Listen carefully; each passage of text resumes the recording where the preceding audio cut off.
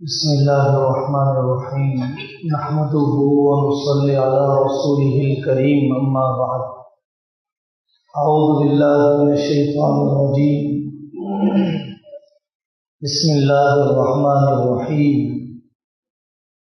إن الدين عند الله الإسلام وقال تعالى ومن يبتغ غير الإسلام دينا فلن يقبل منه وقال رسول الله صلى الله عليه وسلم من سن سنة حسنة فله أجرها وأجر من عمل بها ومن سن سنة سيئة فله وزرها ووزر من عمل بها أو كما قال رسول الله صلى الله عليه وسلم۔ میرے قابل احترام بزرگوں، محرم الحرام کی پہلی تاریخ ہے اور محرم کا مہینہ اسلامی کیلنڈر کا پہلا مہینہ ہے۔ محرم الحرام کی مناسبت سے کچھ ضروری تعلیمات، کچھ ضروری اصلاحات کی طرف متوجہ کیا جانا ضروری ہوا کرتا ہے۔ اسلامی کیلنڈر اور اسلامی تاریخ کا یاد رکھنا فرض کفایہ ہے۔ حضرت عمر رضی اللہ عنہ کے زمانے میں مشورہ ہوا کہ خطوط بھیجے جاتے ہیں، لیٹرز لکھے جاتے ہیں، تاریخ کہاں سے شمار کی جائے۔ ہر قوم اور ہر علاقے کے لوگ اپنی تاریخ اور اپنے علاقے میں پیش آنے والے کسی خاص اور اہم واقعے سے تاریخ لکھنا شروع کرتے ہیں۔ عیسائیوں کے یہاں حضرت عیسیٰ علیہ السلام کی پیدائش، جو بھی تاریخ اپنے درمیان وہ اختلاف رکھتے ہوئے مانتے ہیں، اس تاریخ سے انہوں نے 2017 سال 2017 ایئرس انہوں نے شمار کیے۔ حضرت عمر رضی اللہ عنہ نے پوچھا کہ ہم غیروں کی نقل تو بلا وجہ کے نہیں کر سکتے، اس لیے تاریخ کیسے لکھی جائے؟ حضرت آقا صلی اللہ علیہ وسلم کی پیدائش بڑا واقعہ ہے، آپ کی بعثت بڑا واقعہ ہے، آپ کی وفات بڑا حادثہ ہے، آپ کی معراج یہ بھی بڑا اہم تاریخی واقعہ ہے، انسانی تاریخ کا عجوبہ ہے۔ لیکن اسلامی کیلنڈر شروع کہاں سے کیا جائے؟ حضرت علی رضی اللہ عنہ کی رائے ہوئی کہ اسلامی کیلنڈر کی شروعات حضرت نبی پاک صلی اللہ علیہ وسلم کی ہجرت سے ہونا چاہیے، ہجرت سے ہونا چاہیے۔ چنانچہ ہجرت سے 1439واں سال شروع ہو رہا ہے اور 38 سال مکمل ہو چکے ہیں۔ دوسری بات یہ ہے کہ اسلامی کیلنڈر اور اسلامی تاریخ کا یہ پہلا مہینہ محرم، بہت سارے تاریخی واقعات ہیں، لیکن ہمارے ملک میں اور ساری دنیا میں صرف سیدنا حسین رضی اللہ عنہ کی شہادت، محرم کا خیال ذہن میں آتا ہے تو شہادت حسین کا خیال آتا ہے۔ یہ اسلامی مزاج کے خلاف ہے۔ محرم الحرام میں صرف 10ویں محرم کی تاریخ وہ ہے کہ جو حضرت نبی پاک صلی اللہ علیہ وسلم نے اس کی خاص فضیلت بیان کی، اور فضیلت اس لیے نہیں کہ سیدنا حسین رضی اللہ عنہ کی شہادت اس مہینے میں ہوئی ہے یا اس تاریخ کو ہوئی ہے۔ آپ مدینہ پاک تشریف لائے، آپ نے یہودیوں کو دیکھا 10ویں محرم کو عاشورے کے دن روزہ رکھتے ہوئے، تو آپ نے یہودیوں سے پوچھا آپ کے روزہ رکھنے کی کیا وجہ؟ ان یہودیوں نے کہا اس لیے کہ آج کے دن اللہ تعالیٰ نے فرعون کو ڈبویا اور حضرت موسیٰ علیہ السلام کو فرعون سے نجات دی، اس خوشی میں ہم روزہ رکھ لیتے ہیں۔ حضرت نبی پاک صلی اللہ علیہ وسلم نے فرمایا ہم زیادہ حقدار ہیں اس خوشی منانے کے، اس لیے ہم روزہ رکھیں گے۔ حضرت حسین رضی اللہ عنہ کے واقعے کا 10ویں محرم کے روزے سے کوئی تعلق نہیں ہے۔ حضرت نبی پاک صلی اللہ علیہ وسلم نے فرمایا کہ ہم ایک دن پہلے یا ایک دن بعد کا اضافہ کر لیں گے تاکہ مکمل یہودیوں کی ناقالی نہ ہو۔ 10ویں محرم کے روزے کی شروعات وہاں سے ہوئی۔ تیسری بات یہ ہے کہ نئے اسلامی سال پر مبارکبادی دینے کو بدعت بھی نہیں کہا جا سکتا، اور نئی تاریخ کی یاد رکھنے میں مددگار اگر یہ چیز بنتی ہو تو مبارکبادی دی بھی جا سکتی ہے، اور اصل یہ وقت ہوتا ہے خود احتسابی کا۔ ایک سال ختم ہو جائے، دوسرا سال شروع ہو تو یہ خوشیاں منانے، موج مستی کرنے کا تصور تو اس مسلمان نہیں کر سکتا، لیکن یہ ضرور ہے کہ اپنی زندگی کا جائزہ لے، اپنے گناہوں سے توبہ کرے، پھر اس سال کو پہلے سے بہتر، پچھلی غلطیاں دہرائے بغیر اپنے اللہ اور آخرت سے تعلق میں اضافے کے ساتھ گزارنے کا حوصلہ کرے۔ یہ نیا سال اس کا بہترین موقع ہے۔ اسلامی تاریخ میں شہیدوں کی فہرست اتنی لمبی ہے، اگر ہر شہید کی یاد منائی جائے، شہید پر ماتم کرنے کا تصور تو نہیں ہے۔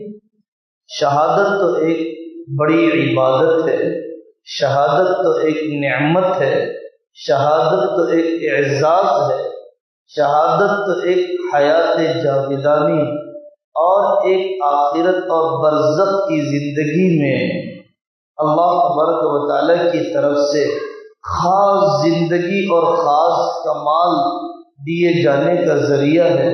تو شہادت پر مسلمان ماتم نہیں کرتا ہے، کسی بھی شہادت پر مسلمان نوحہ نہیں کرتا ہے، کسی بھی شہادت پر مسلمان رونا پیٹنا، شکوہ شکایت، عزا کا اسلام نے مزاج نہیں دیا ہے۔ اگر شہادت بڑی چیز ہے اور واقعی بڑی چیز ہے تو صرف سیدنا حسین رضی اللہ عنہ کی شہادت ہی نہیں ہے، حضرت سمیہ رضی اللہ عنہا کی شہادت، جنہیں 2 پیروں کو چیر دیا گیا، نازک جگہوں پر برچھی ماری گئی، حضرت حمزہ رضی اللہ عنہ کی شہادت کہ جن کے جسم اور چہرے کی شناخت کرنا دشوار ہو گیا، کلیجہ چبایا گیا، کھوپڑی میں شراب پی گئی، ناک کان کاٹے گئے، حضرت عمر رضی اللہ عنہ کی شہادت، نماز کی حالت میں قاتلانہ حملہ، آنتیں نکلی پڑی ہیں، نماز کوئی قضا نہیں، بڑی دیانت کے ساتھ اور اجازت کے ساتھ حضرت عمر نے اپنے لیے اماں جان سے اجازت لے کر حضرت محمد صلی اللہ علیہ وسلم کے پڑوس میں دفن ہونا انہوں نے طے کروا لیا، پوری معاملے کی شفافیت کے ساتھ۔ حضرت عثمان رضی اللہ عنہ کی مظلومانہ شہادت، جس مسجد میں انہوں نے جگہ دی وہ مسجد میں نماز نہیں پڑھا سکتے، جو کنواں انہوں نے وقف کیا وہ کنویں سے وہ پانی نہیں پی سکتے، 4 دیواری میں گھر کی بند کر دیا گیا۔ حضرت عثمان فرماتے ہیں میرے لیے خون خرابہ نہیں، میرے لیے کسی مسلمان کی جان لینا نہیں، میرے لیے حدود حرم اور مکہ مکرمہ میں جا کر اس کے احترام کو پامال کرنا نہیں، اور وہ لوگ بلوائی مسجد نبوی میں محراب میں آقا صلی اللہ علیہ وسلم کے نماز پڑھاتے ہیں تو پڑھا لو اور پڑھ لو ان کے پیچھے، لیکن عثمان نہ خلافت کو چھوڑے گا، نہ عثمان اپنے لیے کسی مسلمان کا خون بہائے گا۔ حضرت عثمان شہید ہو گئے قرآن کی تلاوت کرتے ہوئے، اپنی بیوی کا بے پردہ ہونا بھی پسند نہیں کیا۔ حضرت نائلہ نے کہا میں اپنے بال آپ پر ڈال دیتی ہوں، نامحرم آپ کو کوئی دشمن نہ دیکھے، چھپا دوں گی، بال ڈال دوں گی ضرورت پڑنے پر۔ حضرت عثمان نے فرمایا میرا شہید ہو جانا آسان ہے، تمہارے بالوں پر اجنبی کی نگاہ پڑنا مجھے گوارا نہیں ہے۔ حضرت عثمان رضی اللہ عنہ کے بعد حضرت علی رضی اللہ عنہ کی شہادت، آقا نے خواب میں کہہ دیا عثمان ہم سے آ کر ملاقات آج کر لینا۔ حضرت عثمان رضی اللہ عنہ پیاسے دنیا سے گئے۔ حضرت علی رضی اللہ عنہ کو ابن ملجم نے، جیسے حضرت عمر کو فیروز لولو نے، صرف انانیت اور عصبیت کی وجہ سے قتل کر دیا۔ حضرت علی نے فرمایا جب تک یہ طے نہ ہو جائے کہ یہی میرا قاتل ہے، اسے اچھا کھانا دو، اسے اچھا بستر دو، اس سے میرے لیے ہرگز انتقام نہ لینا، جب تک کہ یہ طے نہ ہو جائے کہ اسی کی مار سے میں مرا ہوں۔ حضرت علی رضی اللہ عنہ نے جب تک وہ شہادت اور قاتلانہ حملے کے بعد زندہ رہے، ابن ملجم سے آپ نے کوئی انتقام نہیں لیا۔ حضرت علی دنیا سے رخصت ہوئے، لوگوں نے مدینہ پاک میں حضرت حسن کو امیر بنایا اور شام میں حضرت معاویہ کو امیر بنایا۔ صحابہ رضی اللہ عنہم اجمعین نے یہ بتلایا اگر تمہارے مد مقابل معاویہ جیسی کوئی ہستی ہو تو کمپرومائز کر لو، اس کے ہاتھ میں ہاتھ دے دو، اپنی چودراہٹ، اپنی قیادت، اپنے بڑے پن کے لیے مسلمانوں کی جانوں کو ضائع نہ کرنا، ان کے وقت کو برباد نہ کرنا۔ حضرت حسن رضی اللہ عنہ نے 6 مہینے انتظار کیا دونوں میں کچھ جوڑ پیدا ہو جائے، کوئی جوڑ کی شکل نہیں ہوئی۔ حضرت حسن نے اپنے چاہنے والوں، اپنے فینس، اپنے لیکرز اور اپنے مداحوں ثناخواہوں کو ایک طرف ڈالا۔ آپ نے جا کر حضرت معاویہ سے کہا آپ مسلمانوں کے امیر، آپ مسلمانوں کے امیر۔ لوگوں نے طعنہ دیا ہم نے تجھے بنایا، تو نے حضرت معاویہ کو۔ حضرت حسن نے فرمایا العار خیر من النار، تمہارا شرم دلانا مجھے گوارا ہے، امت کو توڑنا مجھے گوارا نہیں ہے۔ حضرت حسن رضی اللہ عنہ بڑے عجیب آدمی تھے۔ انتقال کا وقت قریب آیا، بڑی تمنا کہ نانا جان کے پڑوس میں ان کے کمرے میں دفن کیا جاؤں، لیکن وقت کے گورنر نے اجازت نہیں دی۔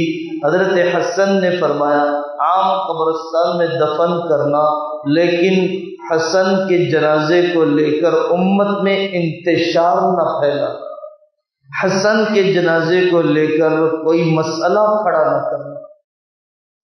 حضرت معاویہ رضی اللہ عنہ نے بڑی اسلام کی عظیم خدمت کی، بہت فتوحات ہوئی، اللہ تبارک و تعالیٰ نے ان سے بڑا کام لیا۔ حضرت معاویہ نبی پاک صلی اللہ علیہ وسلم کے نسبتی برادر اور صالح ہیں۔ حضرت معاویہ کو آقا صلی اللہ علیہ وسلم نے دعا دی اللہم اجعلہ ہادیا مہدیا، اے اللہ اسے رہبری کرنے والا اور ہدایت پایا ہوا بنائیے۔ حضرت معاویہ رضی اللہ عنہ حضرت نبی پاک صلی اللہ علیہ وسلم کے طویل صحبت یافتہ ہیں کہ جن کے بارے میں قرآن نے کہا امتحن اللہ قلوبہم للتقوی، اللہ تعالیٰ نے ان کا امتحان لے لیا اور ان کو رضا کے نمبر دے دیے، رضی اللہ عنہم ورضوا عنہ۔ اب مجھے اور آپ کو کوئی حق نہیں بنتا ہے کہ حضرت معاویہ کا امتحان لیں اور ان کو نمبر دیں اور ان کا درجہ طے کریں۔ حضرت معاویہ رضی اللہ عنہ نے اپنی خلوص نیت اور اپنے بے لوث جذبے کے تحت مسلمانوں میں کوئی جھگڑا کھڑا نہ ہو اور بنو امیہ ان کا خاندان کہیں برگشتہ نہ ہو جائے، اور ان کا خاندان کہیں بر انگیختہ نہ ہو جائے اور کوئی نیا ہوا نہ کھڑا ہو جائے، اس لیے حضرت معاویہ رضی اللہ عنہ نے اپنے بیٹے یزید کو طے کیا۔ یزید کی بے دینی اور بے نمازی پن حضرت معاویہ کے سامنے ابھی نہیں آیا، اس کا فسق اور اس کا متعدی بددین ہونا یہ حضرت معاویہ کے سامنے نہیں تھا۔ انہوں نے بنایا اور بنانے کے بعد منبر پر دعا کی، اے اللہ اگر میں نے یزید کو صحیح طے کیا ہے اسے زندہ رکھ اور قیادت و امارت کے دن دکھلا، اگر میں نے یزید کو غلط طے کیا ہے اے اللہ آپ اسے موت دے دیجیے، اسے قیادت اور امارت کے دن نہ دکھلائیے۔ حضرت معاویہ رضی اللہ عنہ اگر اقربا پروری کرنے والے، حضرت معاویہ اپنی اولاد کو کرسی اور بڑے پن موروثی طور پر منتقل کرنے والے ہوتے تو حضرت معاویہ نے یہ بد دعا اپنے بیٹے کے لیے منبر پر مسلمانوں کے مجمع میں نہ کی ہوتی۔ حضرت معاویہ رضی اللہ عنہ دنیا سے رخصت ہو گئے۔ صحابہ رضی اللہ عنہ اجمعین میں سے ایک تعداد نے فتنہ ختم کرنے کے لیے یزید کے ہاتھ پر بیعت کر لی اور ایک تعداد نے خاموشی اختیار کیا۔ حضرت حسین کو لوگوں نے خط لکھا کوفہ اور عراق سے، آپ آئیں، ہم آپ کو امیر بنائیں گے، اسلامی خلافت کا زندہ کرنا ضروری ہے اور ہم آپ کے ہاتھوں پر اسلامی خلافت، اسلامی حکومت کا نظام زندہ کرنا چاہتے ہیں، یزید واقعی اس کا اہل نہیں ہے۔ اتنے خطوط لکھے گئے۔ حضرت حسین رضی اللہ عنہ نے یہ سوچا جب اتنی بڑی تعداد مجھے قوت پہنچانے کے لیے تیار ہے اور ابھی تک یزید کی خلافت یا امارت اجماعی نہیں ہے تو مجھے اس کے خلاف آواز اٹھانے کا حق ہے۔ صحابہ نے جو اپنی رائے میں سمجھتے تھے کہ یہ حضرت حسین اس کے مقابلے میں کھڑے نہیں رہ پائیں گے اور کوفہ اور عراق کے لوگ بے وفا اور بڑے بدتمیز ہیں، حضرت حسین اس کو روکا۔ حضرت حسین رضی اللہ عنہ اپنے اہل و عیال کو لے کر وہاں کوفہ والوں کو یزید کے مقابلے میں اور یزید کی مقابلے میں اسلامی خلافت کو زندہ کرنے کی محنت پر نکلے۔ حضرت حسین رضی اللہ عنہ نے مسلم بن عقیل کو پہلے بھیجا، انہوں نے پہلے اعتماد کیا، پھر چڑھتے سورج کے پجاری اور ابن الوقت متلون المزاج لوگ کہ جو حکومتوں کے دباؤ پر اپنی رائے کو بدل دیتے ہیں، بگ جاتے ہیں، ضمیر فروش ہوتے ہیں، ان کا اپنا ایمان نہیں ہوتا، حضرت حسین رضی اللہ عنہ سے انہوں نے ایسے ہی اپنی زبان بدل دی۔ حضرت حسین کو پھر مقابلہ کرنا پڑا ابن زیاد کا، مقابلہ کرنا پڑا سمر ذوالجوشن کا، مقابلہ کرنا پڑا عمر بن سعد بن ابی وقاص کا۔ دولت بھی آدمی کو کتنا اندھا بنا دیتی ہے، کرسی کی ہوس بھی آدمی کو اپنی آخرت سے کتنا غافل کر دیتی ہے۔ شمر ذوالجوشن کو، خولی بن یزید کو سونے اور عہدے کی لالچ نے حضرت حسین کے ذبح کرنے کے لیے کھڑا کر دیا اور حضرت حسین رضی اللہ عنہ نے یہ سوچ لیا حق کی تلاش میں مرنا بھی مجھے گوارا ہے لیکن باطل پر جینا مجھے گوارا نہیں ہے۔ حضرت حسین رضی اللہ عنہ نے ایک موقع پر اپنے اس سفر کے اندر سمجھ لیا کہ یہ امیر متسلط ہے اور اس کو مان لینا چاہیے، اب مقابلے کی نہ طاقت ہے نہ سکت ہے نہ مناسب ہے۔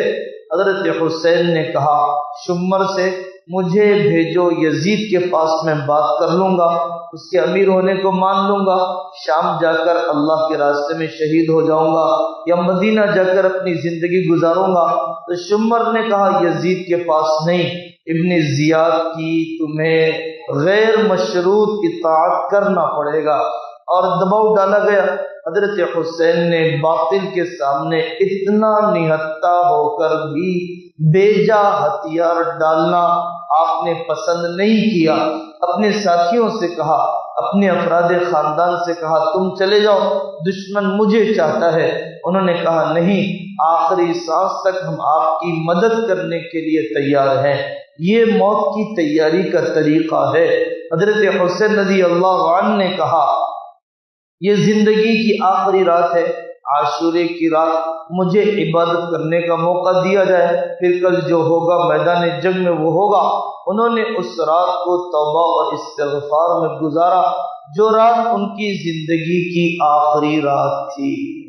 اور پھر جب دن آیا، تلواروں کے سائے میں حضرت حسین رضی اللہ عنہ نے ظہر کی نماز ادا کی ہے۔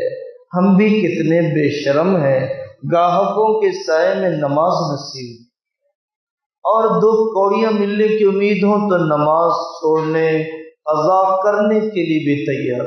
آج تک ہم نمازی نہیں بن سکے، فنکشن ہالوں کے 2 ٹکڑوں کے لیے کھانے کے لیے فجر قضا کرنے کے ہم عادی بن چکے۔ حضرت حسین رضی اللہ عنہ نے ظہر کی نماز پڑھائی اور دشمن میدان جنگ میں ان کے پیچھے ظہر پڑھنے کے لیے تیار۔ حضرت حسین رضی اللہ عنہ کی بہن ایک موقع پر میدان جنگ میں نکل آئی کہ میرا بھائی میرا بھائی۔ حضرت حسین رضی اللہ عنہ نے فرمایا عورتوں پر جہاد نہیں ہے، بے پردہ نہ ہونا، اندر چلی جاؤ، اندر چلی جاؤ۔ آپ نے اندر بھیج دیا۔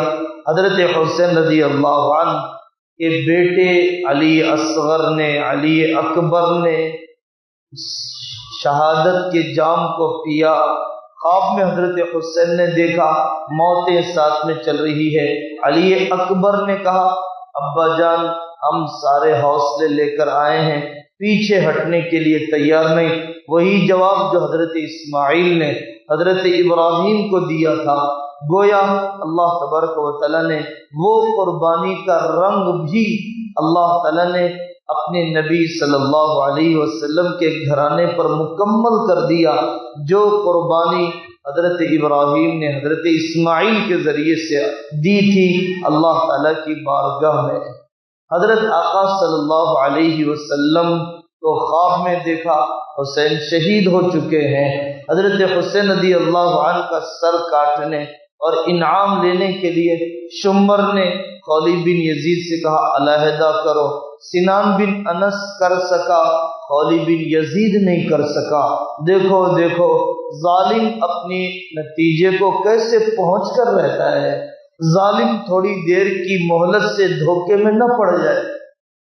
خولید بن یزید لے گیا حضرت حسین رضی اللہ عنہ کا مبارک سر۔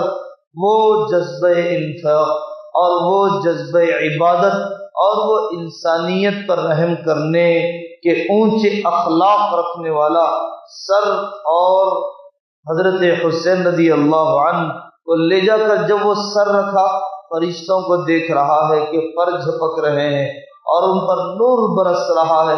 بیوی نے کہا یہ کیا دنیا لاتے نواز رسول صلی اللہ علیہ وسلم کا سر، میں تمہارے نزدیک نہیں آ سکتی۔ نفرتوں کا ایک بازار گرم، ایک لمحہ بھی یزید چین کی سانس نہ لے سکا۔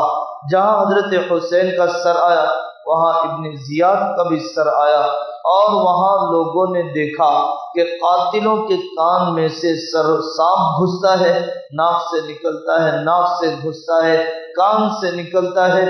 ایک ایک بدتمیزی کرنے والے پر اللہ تبارک و تعالیٰ نے الگ الگ قسم کے عذاب کو ظاہر کیا۔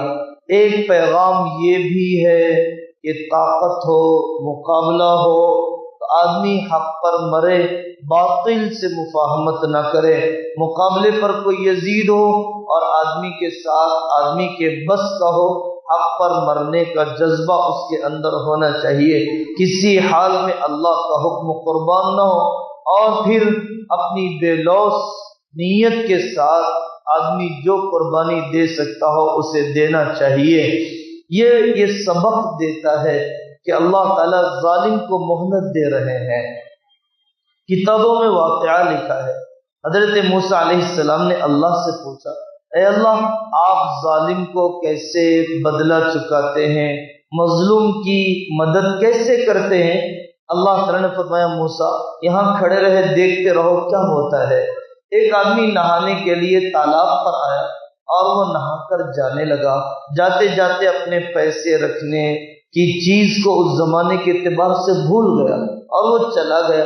اس کے بعد ایک نوجوان غسل کے لیے آیا، اس نے غسل کیا، وہاں پیسے رکھے ہوئے دیکھے، مالک کو تلاش کیا، کوئی مالک نہیں، وہ خود غالباً محتاج تھا، وہ لے کر چلا گیا اپنی ضرورت پوری کرنے کے لیے۔ اسے یاد آ گیا اس گھوڑے پر آنے والے کو کہ میں نے اونٹ پر آنے والے کو کہ میں نے پیسے چھوڑ دیے تھے۔ وہ دوبارہ آیا تو دیکھا کہ بڑے میاں غسل کر کے آ رہے ہیں۔ اس نے کہا، آپ نے پیسے لیے، میرے بعد آپ نے غسل کیا، میری معلومات کے مطابق چلو پیسے دو پیسے دو۔ اس بوڑھے نے کہا، نہیں میں نے کچھ نہیں لیا، اور واقعی اس نے نہیں لیا، واقعی اس نے نہیں لیا۔ تو جس شخص کے پیسے گم ہو گئے تھے، وہاں سے اٹھا لیے گئے تھے، اس نے اس بوڑھے کا قتل کر دیا۔ اللہ جل جلالہ وعم نوالہ نے حضرت موسیٰ علیہ السلام سے فرمایا، اے موسیٰ، یہ جو نوجوان دوسرے نمبر پر غسل کرنے والا تھا، اس شخص کی مزدوری اس گھوڑ سوار شخص نے اور پہلے غسل کرنے والے شخص نے اس کی مزدوری نہیں دی تھی، ہم نے اس کی مزدوری اس نوجوان تک پہنچا دی۔ اور جس بوڑھے کا قتل ہوا، اس بوڑھے نے اس پیسے والے شخص کے والد کا قتل کیا تھا، آج ہم نے اس پیسے والے شخص کے ذریعے سے اس بوڑھے کا قتل کروا کر قاتل کے باپ کا انتقام دلا دیا۔ مزدوری پہنچا دی گئی، مزدور کی مزدوری نہیں ملی تھی، پیسے چھڑوا دیے گئے، مزدوری پہنچائی گئی۔ اور جو باپ کا قاتل بوڑھا تھا، بیٹے کے ذریعے سے اس کی گردن کٹوا دی گئی، عنوان الگ تھا، موقع الگ تھا، کسی کا ذہن و دماغ اس کا تصور نہیں کر سکتا۔ 10ویں محرم کو شربت پلانا، سبیلیں لگانا مسلمانوں کا طریقہ نہیں ہے، مستحب ہے، گھر میں آدمی کچھ اچھا کھلا دے، اس کی گنجائش ہے، لیکن اس کی گنجائش نہیں ہے کہ کھانے پینے کا سڑک پر انتظام کیا جائے۔ مستحب ہے، وہ بھی فرض اور واجب نہیں۔ ضعیف روایت ہے، جو عاشورے کے دن اپنے گھر والوں پر فراخی کرے، اللہ تعالیٰ سال بھر فراخی کا، کشادگی کا معاملہ کرتے ہیں، لیکن اس کا بھی حضرت سیدنا حسین رضی اللہ عنہ کی شہادت سے کوئی تعلق نہیں ہے۔ اور آخری بات، دنیا میں یہ ضابطہ، یہ علامت بن گئی، حق پر جینے مرنے والا جذبہ حسینی، باطل پر جینے اور مرنے والا جذبہ یزیدی۔ ہم میں سے کتنے یزید ہیں بیویوں پر ظلم کر کے، ہم میں سے کتنے یزید ہیں سسرال سے ٹکڑے مانگ کر، ہم میں سے کتنے یزید ہیں۔ یزید اس لیے کہ یزید نے سیدنا حسین رضی اللہ عنہ کے قاتلوں سے انتقام نہیں لیا۔ یزید ہم اس لیے اپنی ماں سے رشتہ کاٹے ہوئے، اپنے پارٹنر کو دھوکہ دیے ہوئے، اپنی بہن کی میراث کھائے ہوئے ہم یزید بن چکے ہیں۔ ہم دھوکے میں نہ رہیں، ہمیں اپنے ظلم کا نتیجہ بھگتنا ہے، ہمیں اپنے ظلم کا نتیجہ بھگتنا ہے۔ آخرت تو ہے ہی، دنیا میں بھی اللہ جل جلالہ وعمل والہ کچھ نہ کچھ اثر دکھا دیتے ہیں۔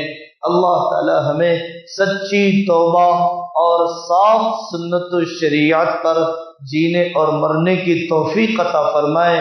وآخر دعوانا ان الحمد للہ رب العالمین۔